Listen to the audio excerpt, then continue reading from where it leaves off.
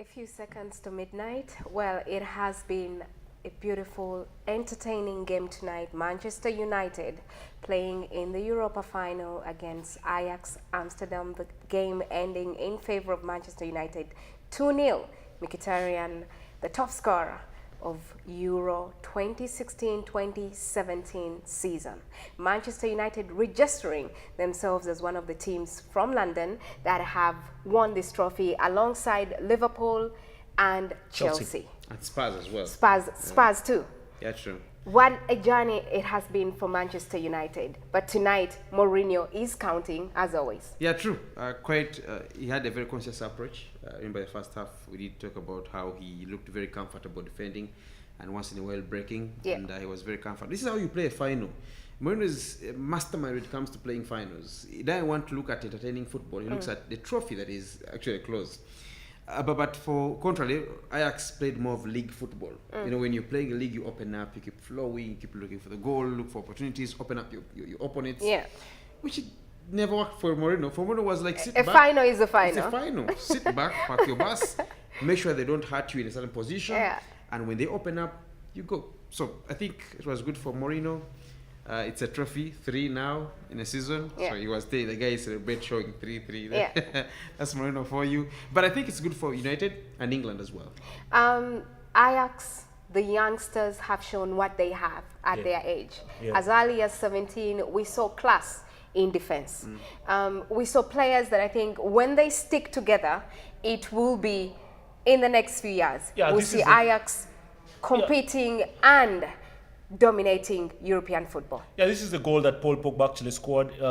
You realize it went off the shin of Sanchez to actually beat the goalkeeper Unana. One of the star players for tonight. Yeah, he was very outstanding, making 2 I can say one-on-ones, which were very outstanding. Even the last Rashford was given a lesson tonight. Yeah, he actually played very well. Sanchez played very well. But all in all, I think to me, it was a battle between boys and men. It was a boys to men affair here.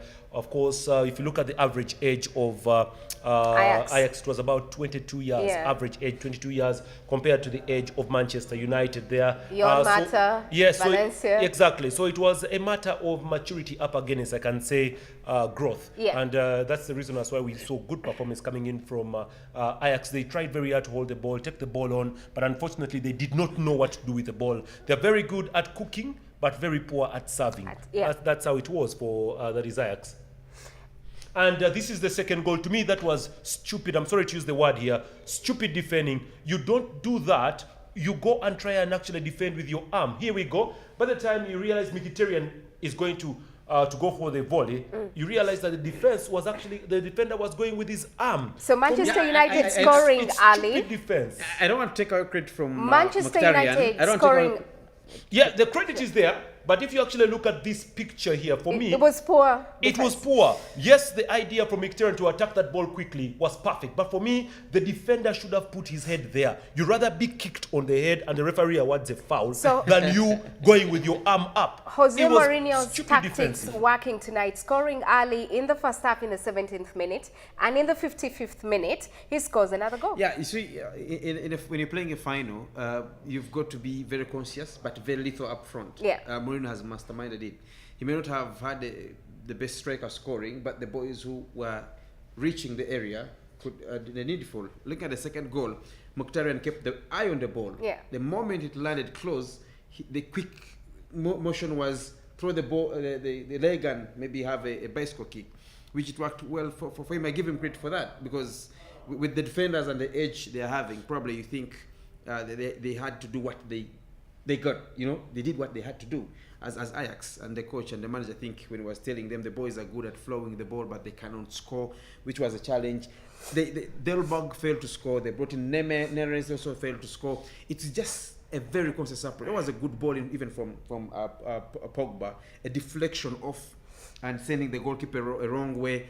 That happens whenever you get spaces. When Manchester got the space, they did take a chance to score, and that's what happened. Okay, so you think there's a shift in power in Europa? It was Atletico Madrid 2009, 2010 season, Porto 2010, 2011 season, Atletico Madrid 2011, 2012. And then Chelsea 2013, Sevilla. Treble winners. Yes, Sevilla are the ones who actually purely dominated this trophy. At one time, a couple of friends actually say that this is a trophy for Sevilla because, whenever they are there, they actually win it. So, winning it 3 times, Sevilla as Europa League, they are the record holders right now. And you realize that now there's a shift. I think Europa dominance has now gone back to England. London rather. So you realize that England. Yes, England is the right one. You realize that right now Man United actually qualifies for the Champions League. So 5 teams. Yes, so 5 teams will be representing. Remember the issue is UEFA allows maximum of 5 teams. 5 teams. It's maximum in Champions League. In Champions League, it's maximum 5. So that's the reason now we have the champions Chelsea, Spurs, Man City, Liverpool, Manchester United shall be the ones actually representing. So you will have the 7th and 8th team move up a spot up because the 6th is the Europa champion. Yeah, Europa. Because so which means actually, so you'll have Everton and Manchester. Everton and Arsenal. Yeah, they're going to be playing Europa. But if Arsenal wins the FA Cup, Southampton has a chance because they take to the next best position side. Because if Arsenal wins the FA, that means they will have to go to Europa. And they are still in Europa. Of course, they're still in Europa. And if they win FA, still gives them a chance of playing Europa. Now that means their position will be sent to the next position side. And if Everton picked up the United position, so you'll have about 8 representatives from England. 7, 8. Yeah. So that's good. It's good. But the shift of power, like you asked earlier on, it's moving to England. Europa. Yeah, last season Liverpool played the finals against Sevilla. Now you have Manchester winning it. Arsenal, you never know, maybe they play the finals. That's what they have in Champions League. You remember very well in 2005 when Arsenal, when 2005 when Liverpool won the Champions League, Arsenal played the finals in 2006. They come and lose in the 2007, 2008. We did see the double Chelsea and United. 2009, Manchester loses in the final. So I think it's now a priority to play Europa. When you have many big teams in Premier League, Manchester City wants the Premier League. You have Spurs now competing. You can take away Liverpool. Arsenal maybe, United will still have to look at it. Chelsea's in there. So what happens? These teams go for priorities. Now Europa is going to be a priority for England. Yeah. So should we say that? Have to look at it. Should we say Jose Mourinho is the man that has taken Manchester United back to Champions League football? Yes, it's very true. One thing you need to know is that they began the Champions League, but they were just good. They are back. They are back because they are back as Europa League last winners. Season they were not in the Champions League. They finished number 5. They finished number 5 in the league. They did not qualify for Champions League. They actually began Europa from the beginning. They began Europa from the beginning. It's Jose Mourinho. Mourinho has taken them back to the Champions League. It's something he was complaining about, Mourinho. But all in all, you realize that this trophy was a trophy that Manchester United was actually not interested in. Not interested. Not the word interested is. It is a trophy that has eluded. To them. No, it's a trophy that has eluded Man United. The only European trophy that has eluded Manchester for a long time. They're winning it for the so they are winning it for the very first time. So as I speak now, they were winners of Champions League. Yes. And they were also winners of UEFA. Before it was renamed. No, they have never. This is the first trophy for Man United. Europa. Even UEFA, they have never. This has been the trophy that Manchester has never won. They've managed to win everything there is in Europe, apart from this. So Jose Mourinho is still the chosen one? Yes, he is the chosen one. He has given Manchester the trophy that they had never, because if you look at the entire cabinet of Manchester, there was one trophy missing. Europa League. The Europa. So right now Manchester has won the Europa, so their cabinet is full of European trophies. From the Cup Winners' Cup, to the Super Cup, to the Champions League, everything European football is in the cabinet of Manchester. And the only trophy that was missing was this. And by the way, also, Mourinho becomes the eldest. Is that right? In good English? Eldest? Oldest? The oldest coach? Oldest coach. Eldest coach. English. Mourinho becomes the oldest coach to actually have lifted this trophy at the age of 54 years and 118 days. Because both coaches, if any of them had won, they would actually become the oldest, because the one who was older was Rafael Benitez when he won it with Valencia. With Chelsea. No. Valencia? No. Even with Chelsea. With Chelsea, when he won it with Chelsea, he was at 53 with Chelsea. Now here Mourinho comes at 54, 118 days. So he's the oldest manager to win it. Gentlemen, what a wonderful tournament it has been for us here at UBC. What has been your favorite game? Ajax Olympic Lyonnais. Yeah, I think that was Celta Vigo, Manchester United. No, actually it was Ajax Lyon, both games. Ajax winning the first How about game. Besiktas? Yeah, Besiktas was also Lyon. it was also a very fine game. Too many goals. Too many goals, going to the penalties, and we see Lyon going through. Yeah, it was also fascinating. We need to see great football. We have seen amazing football. There is a lot of change in football, whereby there's a mixture of old-fashioned like Catanasio, Catalunya style of play, like the Barcelona is having, that's the Latino style, and also this other mixture. Now, if you look at Lyon and Ajax, almost play the same style. They're opening up. They're young boys who want to explore much in the game, but there are those who are very conscious, like Mourinho.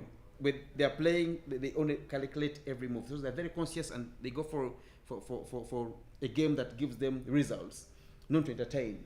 Those are also coaches there who are very good at tactics, but I can't take away the fact that Ajax played a very good game. Lyon and Ajax to me was the best. Both home and away were my best games. Peter Tai, do you see Ajax keeping this young crop of players? Ajax has been a team that feeds other European clubs. Yes, very true. Do you see them keeping the likes of Sanchez, Delight, Volmart? I don't really see them keep some of these footballers because they are young and they have a lot of experience. Yes, there is going to be a lot of poaching. I don't know the strategy of the club because the club can actually come in and say no. Especially from Delight. Yeah, delete to Delborg himself, although he was not showing today. Sanchez was very outstanding. I have to say. Younes? The Moroccan Dutchman, very good at the set pieces. The best player was Delite in the defense. Yeah. Traore. I bet Traore will go back to Chelsea. I bet Delite will be one of the most expensive defenders in future. Yeah, for me it will be brilliant. It will be a very big mistake for Ajax to let some of these footballers go. But you see, they will let them go. This is tradition for them. It's tradition for them. This is how they make money. The academy is still producing lots of young boys, and I think they will have to let them go and keep recruiting a couple of them from the academy. It's their tradition. Even when they won the Champions League in 1985, they had the youngest side in the league. So I think it's the tradition, and Johan Cruyff left the tradition, and they're keeping and maintaining it. I'm pretty sure we'll see players leaving, and more young players will be coming on. It's 12 minutes past midnight. Yeah. Gentlemen, we have enjoyed ourselves here at UBC and the entire Europa League that has been live here on UBC, courtesy of our partners, Glenn, Pirotai. Thank you so much. Glenn and Pirotai, will be joining Jen Kasumba Saturday on the 3rd for the Champions League final. Yes, we have the Champions League, Juve and Real Madrid. Well, you the viewers that make sure that you're watching UBC, the Champions League final will be here on the 3rd, live, courtesy of our partners in Supersport. You, the viewers of UBC, I cannot forget to say thank you. The partners that we have that make sure that we have these games live and free for you here at UBC in Supersport. Thank you so much, producer of the show, Mr. Peter Mutavazi. You have been wonderful. The camera crew, Maggie, the fans. He's talking about the fans of Manchester United. Everybody here at UBC, the camera people, you have been wonderful. Tony, I can't mention everybody, but the entire crew at UBC. Also, not to forget our international partners, the commentary team, the international commentary team. Thank you so much. Our main broadcasters in Supersport. Thank you so much for making sure that we have these games. Stay tuned to UBC, quality